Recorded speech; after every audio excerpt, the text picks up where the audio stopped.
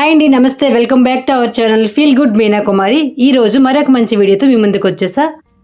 మా అమ్మ వాళ్ళ ఊర్లో అంటే మా ఊర్లో రామాలయం ప్రతిష్ఠ జరిగింది. శ్రీ కోదండరామస్వామి ఆలయం నిర్మించడం జరిగింది. ఆ ఆలయం యొక్క ప్రతిష్ఠ కార్యక్రమంలో భాగంగా ఇక్కడ అంటే శిఖరం పై నుంచి బూరెలు వేస్తారు. ఆ బూరెలు పట్టుకుంటున్నారు. మొత్తం ఆ ప్రతిష్ఠ వ్లాగ్ మొత్తం ఈ వీడియో చూపించబోతున్నాను, చూడండి.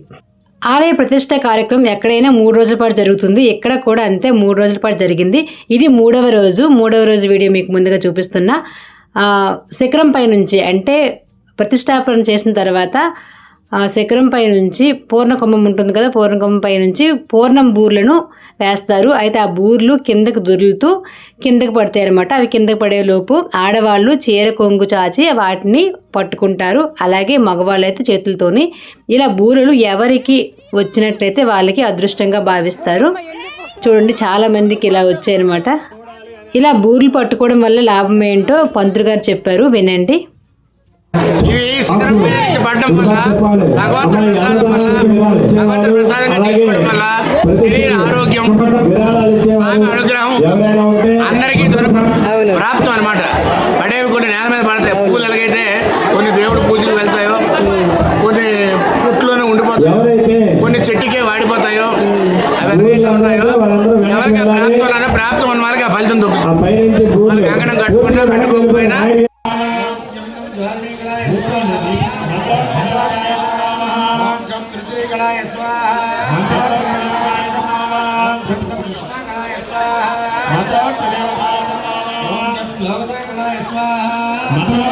యజ్ఞశాల నిర్మించి ఇలా 3 రోజుల పాటు హోమాలు చేశారు. ఈ కార్యక్రమానికి ప్లస్ పాయింట్ ఏంటంటే సమ్మర్ హాలిడేస్ కావడం వల్ల చాలామంది ఈ ఊరు చెందిన ఆడపిల్లలందరూ వచ్చారు. అలాగే ఈ ఊర్లో ఉండే అబ్బాయిలు చాలామంది బయట జాబులు చేస్తూ అంటే హైదరాబాద్, బెంగళూరు ఇలా ఉంటారు కదా, వాళ్ళంతా కూడా ఈ కార్యక్రమంలో పాల్గొనడం జరిగింది. అదే హాలిడేస్ కాకపోతే పిల్లలకి ఎగ్జామ్స్ ఉంటాయని చెప్పేసి ఎవరు రారు. కానీ వీళ్ళంతా కూడా చాలామంది బయట ఉండే వాళ్ళు ఎక్కువగా వచ్చారు.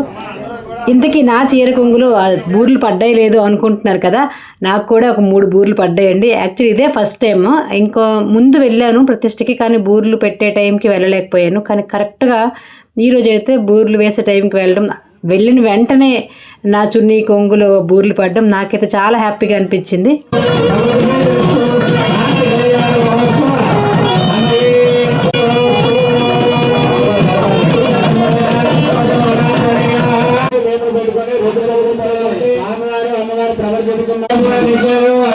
నమస్కారం చేయండి.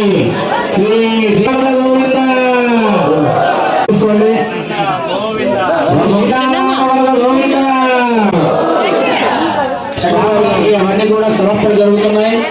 చక్కగా మీరు కూర్చొని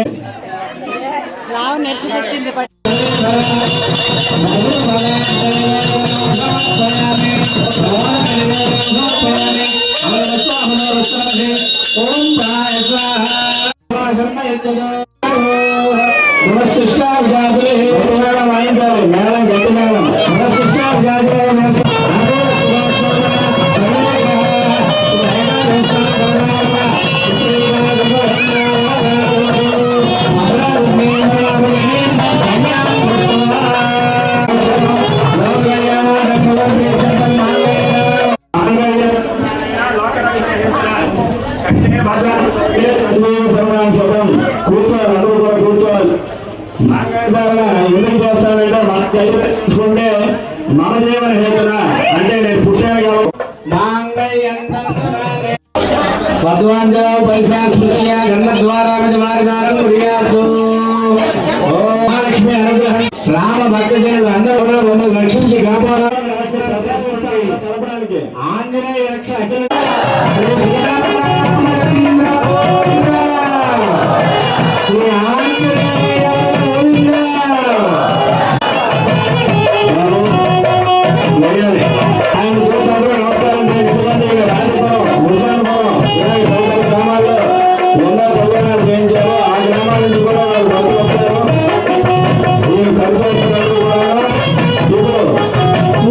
సీతారాముల కళ్యాణం అయిన తర్వాత పట్టాభిషేకం అయింది. సో పట్టాభిషేకం మన కళ్యాణంలో మేము కూర్చున్నాము.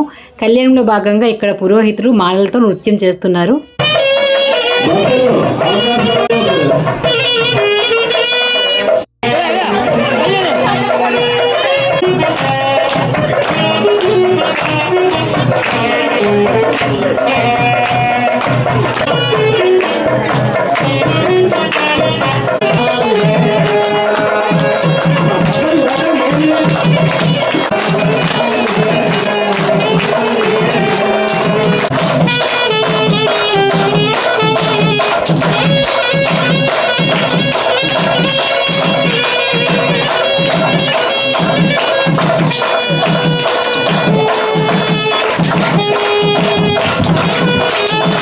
సీతారాముల కళ్యాణంలో సెంటర్ ఆఫ్ అట్రాక్షన్ ఏంటంటే ఈ చిన్న పంతులు గారు చక్కగా నృత్యం చేశారు. అందరూ కూడా ఆనందంగా వాళ్ళ నృత్యాన్ని చూస్తూ చక్కగా వాళ్ళని ఎంకరేజ్ చేశారు. శ్రీరామచంద్ర మహీపతే శ్రీ కౌసలేంద్ర ధర్మావతార రఘునందన. కళ్యాణం అయిన తర్వాత ఇప్పుడు పట్టాభిషేకం అండి. పట్టాభిషేకం నేను ఎప్పుడు చూడలేదు, ఇదే ఫస్ట్ టైం. జనరల్గా కళ్యాణాలు చాలా చూశాను, అంటే కొత్తగా నిర్మించిన ఆలయాలకు చేస్తారు లేదంటే ప్రతిసారి చేస్తారో తెలియదు.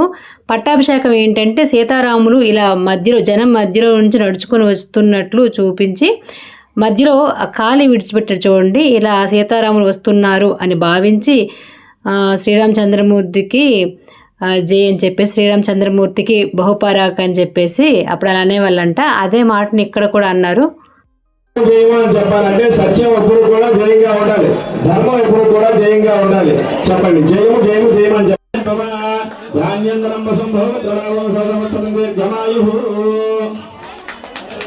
ఇప్పుడు 3 రోజుల ప్రతిష్ట కార్యక్రమంలో చివరి ఘట్టమైనటువంటి ఊరేగింపండి. స్వామివారికి కళ్యాణం జరిగిన తర్వాత సాయంకాలం 6 గంటలకు ఈ విధంగా మేళతాళాలతో కోలాటంతో స్వామివారిని ఘనంగా ఊరంతా ఊరేగించారు.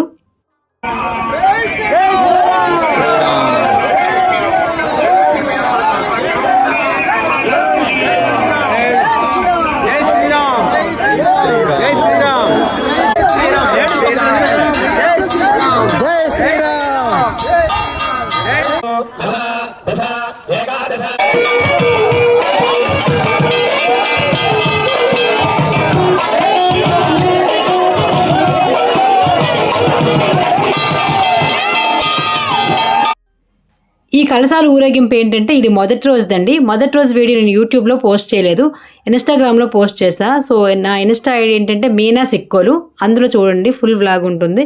అండ్ ఇక్కడ మొదటి రోజు వీడియో కూడా ఇందులో యాడ్ చేయడం జరిగింది. మొత్తానికి రామాలయం ప్రతిష్ఠ ఘనంగా జరిగింది నరసాపురంలో. రామాయణం అంటేనే త్యాగం, రాముడు అంటేనే ధర్మం. రామాయణంలో ప్రతి ఒక్కరు కూడా ఒకరి కోసం ఒకరు త్యాగం చేశారు తప్ప ఎక్కడ కూడా స్వార్థం అనేది లేదు. అన్న కోసం తమ్ముడు అడవికి వెళ్ళాడు. నేనే గొప్పవాడినని రాముడు ఎప్పుడూ చెప్పుకోలేదు, అలాగే రామవంశంలో కూడా ఎవరూ చెప్పుకోలేదు. ఆ రాముని ఆశీస్సులు అందరికీ ఉండాలని కోరుకుంటున్నాను. ఇదండి ఇవాళ వీడియో. మన ఛానల్లో ఇంకా చాలా టెంపుల్ వీడియోస్ ఉన్నాయి, చాలా వ్లాగ్స్ ఉన్నాయి. ఇంట్రెస్ట్ ఉంటే వాటిని కూడా చూడండి. మీరు కనుక మన ఛానల్ ఇదే ఫస్ట్ టైం చూస్తుంటే తప్పనిసరిగా మన ఛానల్ సబ్స్క్రైబ్ చేయండి. ఇన్స్టాలో నా పేజ్ మీనా సిక్కోలు అని ఉంటుంది, ఆ పేజ్ని కూడా ఫాలో చేసుకోండి. ఈ వీడియోని అందరికీ షేర్ చేయండి. Thanks for watching.